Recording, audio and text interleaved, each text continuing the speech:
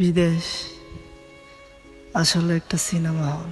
এখানে সবাই আসে, কেউ পরিবর্তন হয়, কেউ বা পরিবর্তন না হয়ে চলে যায়। কিন্তু এখানে আসার পর সবার গল্প এক হয় না, কারো সুখের, কারো বা দুঃখের। কেউ দুমুঠো খাচ্ছে ঠিক মতো, কেউ বা না খেয়ে পার করছে। আমাদেরও এই দুইটার মধ্যে দুইটাই ছিল, কিন্তু হ্যাঁ, আমরা হার মানি না।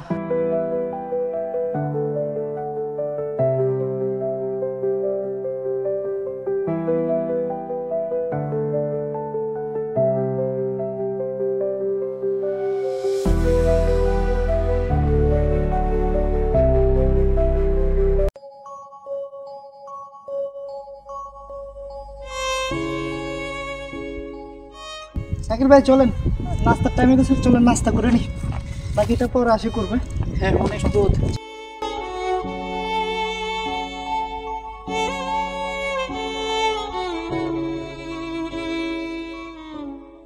তারেক, ভাই খাওয়া দাওয়া করো। যে আজকে যে গরম, হায় রে দালাল, কি যে দালালের জন্য কি একটা পরিস্থিতি। উফ,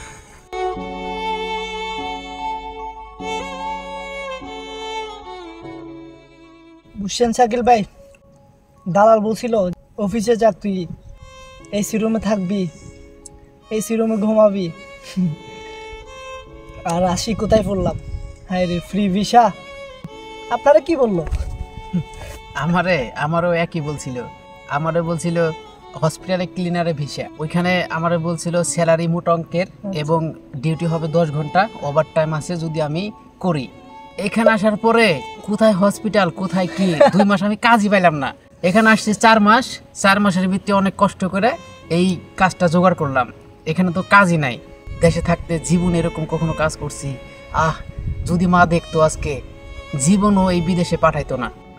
দালাল কত ধরনের প্রণয়ন দেখায়, এই কাজ সেই কাজ, এইটা আছে ওইটা আছে। আসলে এখানে আসার পরে তারপর বাস্তবতা বোঝা যায় যে বাস্তবতা কত কঠিন।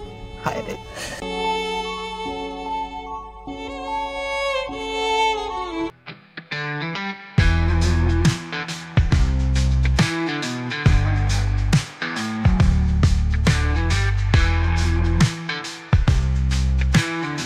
শাকিল ভাই, শাকিল ভাই,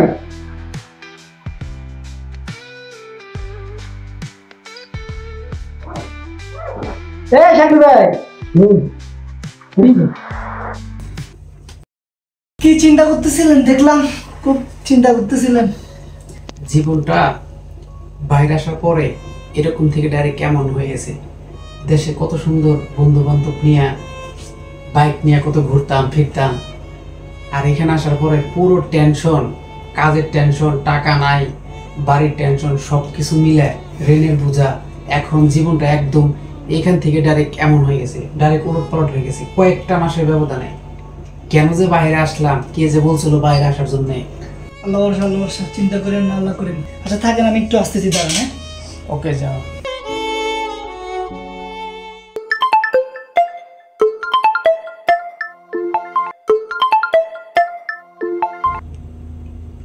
হ্যাঁ মা, কেমন আছো?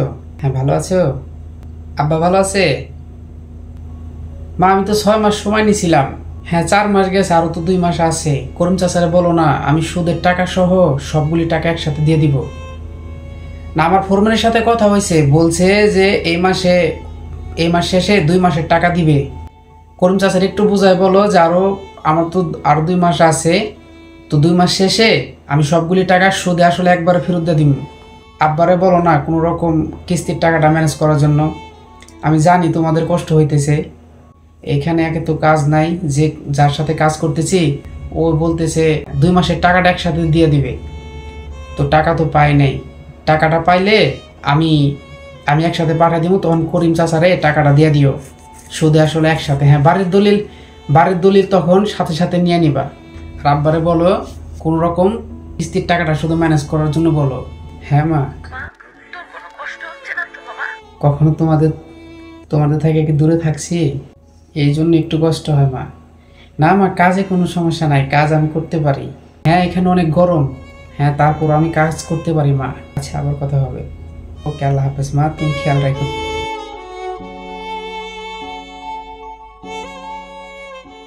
শাকিল ভাই, তুই কে কল দিছিল? ভাই বাসা থেকে কল আসছে, মা কল দিছিল। কি বলে? তুমি তো জানো করিম চাচার কাছ থেকে ওই জায়গা ওইটা বন্ধক দিয়ে যে টাকা নিলাম 2 লাখ। এখন আমি তো 6 মাসের সময় নিয়ে আসছিলাম, এখন ওনারা বলতেছে যে টাকা দরকার এই মুহূর্তে। তো মা কল দিয়ে সেই কথাটা মানে বললো টাকা চাচ্ছে। আব্বা ফ্যামিলি দেখবো নাকি কিস্তির টাকা দিব, এখন ওনার জন্য টাফ হয়ে যাইতেছে, ভালো লাগতেছে না। এখানে আসার পরে জীবনটা যেন কেমন এলোমেলো হয়ে যাইতেছে। তো ফোরম্যান থেকে তো মনে হয় টাকা পাবেন না, আমরা একটা কাজ করছি, ওগুলো দেখেন, কল দিয়ে দেখেন। ফোরম্যানে তো বলছে 2 মাস পরে দিব, এখন একটু কল দিয়ে দেখেন কি বলে।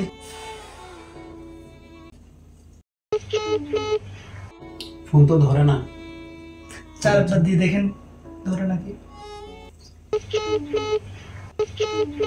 আসসালামু আলাইকুম ভাই। হ্যাঁ ভালো আছেন? হ্যাঁ আমি শাকিল বলতেছি। হ্যাঁ বেতনটা কবে আসবে ভাই? মাসে তো শেষ, ওই বাসা থেকে কল আসছিল, আপনি তো জানেন ভাই আমি জায়গা বন্ধক রাইখে দলিল রাইখে তারপর টাকা আনছি সুদের উপরে, আপনি তো সবই জানেন। 2 মাস যাবত আমি বেতন পাইতেছি না। যেভাবে পারেন ভাই, আমার টাকার খুবই প্রয়োজন, এই মাসে আমার টাকা লাগবেই ভাই, তাহলে আমার অবস্থা একদম খারাপ হয়ে যাবে ভাই, যেভাবে পারেন। ওকে আসসালামু আলাইকুম।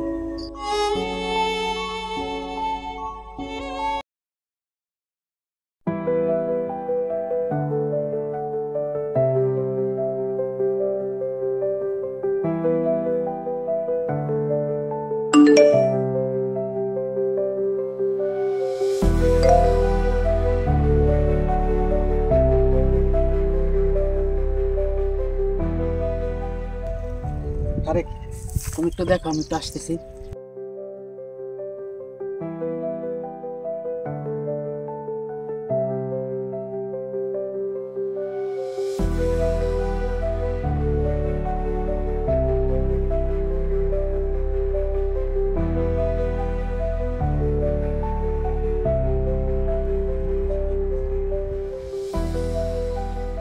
ভাই মন খারাপ করে চলে আসলাম, যে বাসায় কিছু হইলো নাকি? আমার তো সব কিছু শেষ হয়ে গেছে রে তারেক। আমার তোরা বলছিলাম একটা প্রিয় মানুষের কথা, হ্যাঁ, ওর নাকি সামনের সপ্তাহে বিয়ে। কি বলেন? আমার সব কিছু শেষ হয়ে গেল তারেক। ওই এখন বলতেছে কিছু একটা করার জন্য। আমি এখন এই মুহূর্তে কি করতে পারি দেখ, তুই তো সব জানিস। আমি যখন আসলাম, আমি আমার জায়গাটা বন্ধক দিয়ে আসলাম, কিছু টাকা কিস্তি নিয়ে আসলাম। আমি এখানে আসলাম 4 মাস, আমার তো কিস্তির টাকাগুলিও শেষ হয় নাই, ঋণগুলিও শেষ হয় নাই। এই মুহূর্তে আমি কিভাবে কি করবো রে তারেক? আমার তো কিছু ভালো লাগতেছে না তারেক, দুনিয়াটা অন্ধকার হয়ে আসছে, আমার সব শেষ হয়ে গেল রে তারেক। আমি এখন কি করতে পারি? ওই বারবার আমার বলতেছে কিছু একটা করার জন্য। আমি এখান থেকে এই প্রবাসে থেকে আমি কি করব? দেখেন শাকিল ভাই, শুনলাম কয়দিন পরে এই চাকরিটাও চলে যাবে। এখন এই মুহূর্তে আপনি কি করতে পারেন? হে আল্লাহ, কোন পরীক্ষার মধ্যে ফেলাইলে আমারে? ওরে পাওয়ার আশায় কিন্তু নিজের প্রতিষ্ঠিত করার জন্যই এখানে আমার আশা। তুই যদি না থাকে আমার জীবনে, তো এই প্রবাসে আমার কি মূল্য আছে বল? আমি কেন আসলাম এখানে? শুধুমাত্র ওর জন্য। আর যদি ওরে আমি আমার জীবনে না পাই, তাহলে তো আমার পুরো জীবনটাই বৃথা। ভাই হতাশ হওয়া যাবে না, ইনশাল্লাহ দেখা যাক, আল্লাহ ভরসা, আল্লাহ কি করে। চলেন আপনি থাকেন, আমি আসি। হ্যাঁ, এভাবে হেরে যায় টাকার কাছে কত প্রিয় মানুষ। যখন অনেক আধার বন্ধু তোমার একলা ঘরে সব প্রতিরোধ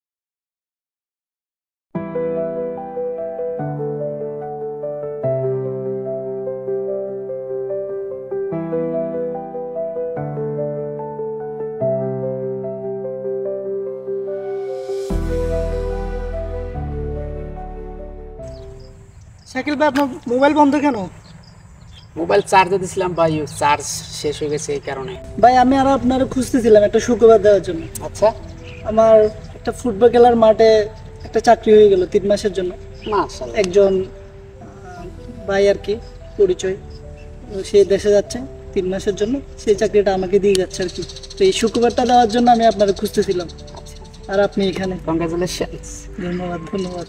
তো একা একা বসে আছেন, আমার তো আলহামদুলিল্লাহ একটা ব্যবস্থা হয়ে গেল, আপনার কোনো দিকে ব্যবস্থা হলো না? আমার ওই যে উপরওয়ালা, উনি সহায়, উনি যা ভালো বুঝেন তাই করবেন আমার জন্য। চেষ্টায় আছি, দেখা যাক কি হয়, আল্লাহ ভরসা। উপর আল্লাহ তো ঠিক আছে, নিজেকে তো চেষ্টা করতে হবে। আগে যা হয়েছে সব কিছু ভুলে যান, নিজেকে আবার সুন্দরভাবে রেডি করেন, দেখেন আল্লাহ ভরসা, চেষ্টা করেন, চেষ্টা করতে হবে, অন্তত আপনার পরিবারের জন্য হলেও চেষ্টা করতে হবে। ভেঙে পড়া যাবে না, ইনশাল্লাহ আল্লাহ একটা কিছু করবে, আর চেষ্টা করতে হবে। চেষ্টা করেন, আপনি খোঁজ নিয়ে দেখেন। আমার তো চাকরি গেলো, হয়তো আর দেখা হবে না, যে চেষ্টা করেন, ইনশাল্লাহ আল্লাহ কিছু করে দিবে একটা না একটা। ইনশাআল্লাহ দোয়া করো, তোমার যেহেতু হয়েছে, উপরওয়ালা নিশ্চয়ই আমার জন্য ভালো কিছু রাখছে, ইনশাল্লাহ। ইনশাআল্লাহ।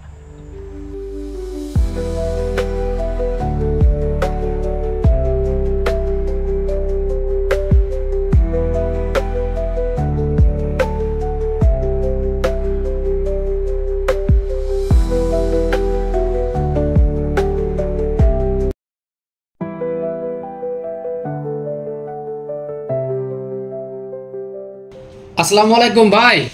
ওয়ালাইকুম সালাম ওয়া রাহমাতুল্লাহ। কি অবস্থা ভাই, কেমন আছেন? আলহামদুলিল্লাহ ভালো আছে, আপনি কেমন আছেন? এই তো ভাই ভালো। আপনার কি কোনো কাজের লোক লাগবে? না, আমার কাজের লোক লাগবে না, আমার একজন লোক আছে আপাতত। এভাবে চলতেছে ইনশাআল্লাহ। আচ্ছা যদি ঠিক আছে। লাগে তো ভবিষ্যতে জানাবো ইনশাআল্লাহ। আচ্ছা ভালো।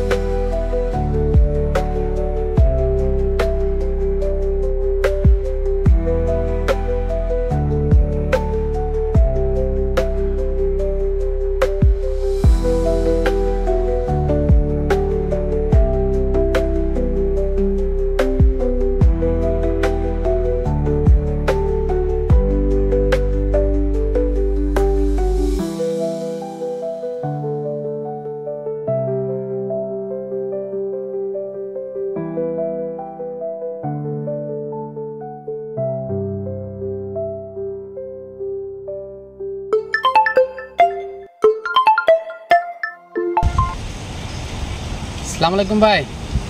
হ্যাঁ, কি অবস্থা, ভালো আছেন? তো আলহামদুলিল্লাহ ভালো, আপনি ভালো আছেন? এই তো ভাই আছি আলহামদুলিল্লাহ। ভাই আপনাদের একটা কাজের কথা বলছিলেন, এই কাজটা তো আলহামদুলিল্লাহ হইলো, আপনি কালকে থেকে জয়েন করেন। যাক যাক যাক, আলহামদুলিল্লাহ আলহামদুলিল্লাহ। আচ্ছা, তো কালকে কটার দিকে আসবো? আপনি কালকে 9টার দিকে চলে আসেন। আচ্ছা ভাই, ওকে ওকে ভাই, ধন্যবাদ ভাই। আচ্ছা ওকে ওকে, আলহামদুলিল্লাহ। ওকে ভাই, আলহামদুলিল্লাহ। আল্লাহ তোমার লাখ লাখ শুকরিয়া, আমিন। অনেকদিন পর একটা কাজ হইলো, আলহামদুলিল্লাহ।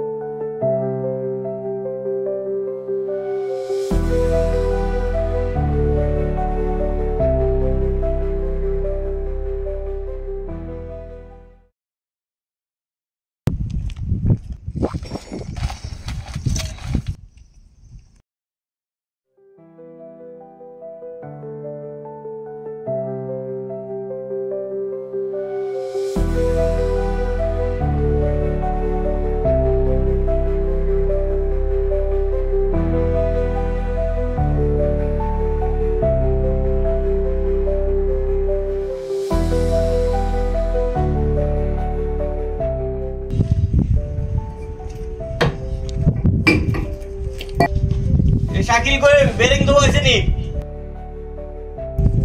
জি ওস্তাদ আইতাছি জলদি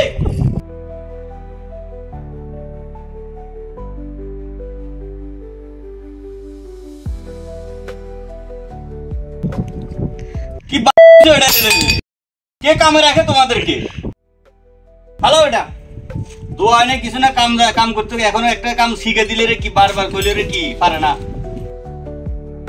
সাদ্দাম ভাই এদেরকে কামে রাখে কেডা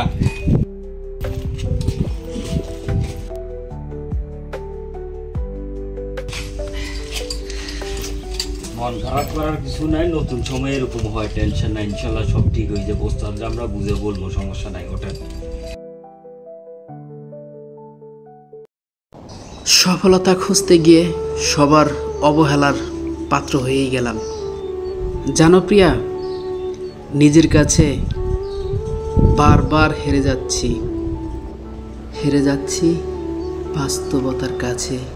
তুমি হিনা, এই শূন্য জীবনে একটা জিনিস খুব বেশ ভালোভাবে বুঝে গেছি। জানো কি, ভালোবাসা একটা দারুণ অনুভূতি।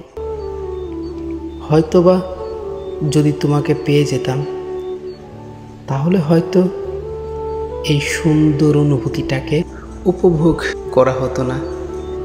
যদি জীবনের শেষ প্রান্তে এসে তোমার আমার আবার দেখা হয়, তাহলে সেদিন শুধু একটা কথাই বলবো, ভালোবাসি প্রিয়, খুব ভালোবাসি তোমায়।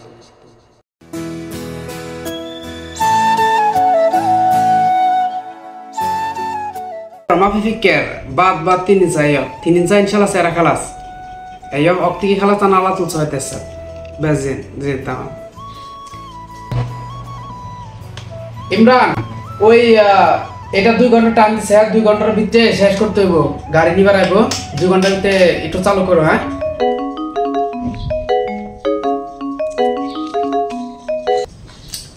হ্যালো। হ্যাঁ তারেক, কি অবস্থা ভাই? ভালো আছিস? গ্যারেজের মালিক, আমাকে তো ভুলে গেলে। আরে অনেকদিন পর বেটা, তোর খোঁজ খবরই না। তুই কোথায় হারিয়ে গেলি ভাই? এতদিন পরে ভাই কথা মনে পড়লো। হ্যাঁ, তুই কবে ফিরে আসিস বল?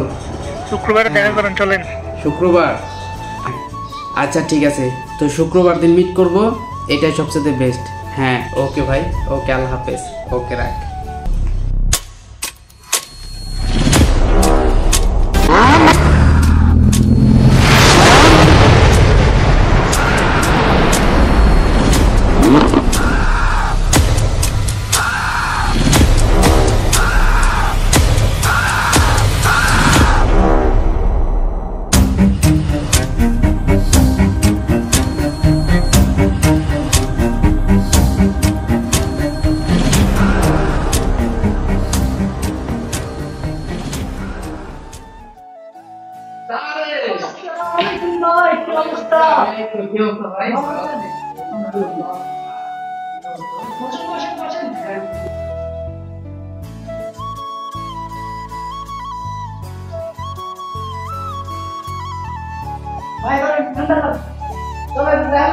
ঘুরে আসি।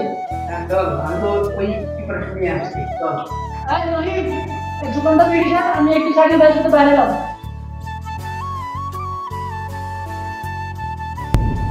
আজকে অনেকদিন পর ভাই, ভালো লাগতেছে বিষয়টা। হ্যাঁ রে, আজকে আসলে অনেকদিন পরে একসাথে হলাম, আমরা ঘুরতেছি, খুব ভালো লাগছে রে। শাকিল ভাই, এই জায়গার স্মৃতিগুলোর কথা আপনার মনে আছে? সেই 5টা বছর আগের কথা, যখন আমাদের কিছুই ছিল না। আমরা তো এখন একটা প্রতিষ্ঠানে আছি, এমন একটা জায়গায় আসছি আসলে। তো এই জায়গাটা আসার পিছনে যে আমাদের কত স্মৃতি, কত গল্প আপনার মনে আছে? মনে আছে রে তারেক, সব কিছু মনে আছে, কিছুই ভুলি নাই। এত সহজে ভুলে যাওয়া যায়? সেই সব দিনগুলি কতটা কষ্টে কাটতো প্রত্যেকটা মুহূর্তে। হ্যাঁ ভাই, আমি এই প্রবাস মাটিতে আসলে একটাই জিনিস উপলব্ধি করতে পারছি, যে ধৈর্য, মেধা, এগুলো আসলে সঠিক জায়গায় যদি আপনি কাজে লাগাতে পারেন না, তাহলে আপনি প্রবাস মাটিতে সফলতায় পা রাখতে পারবেন।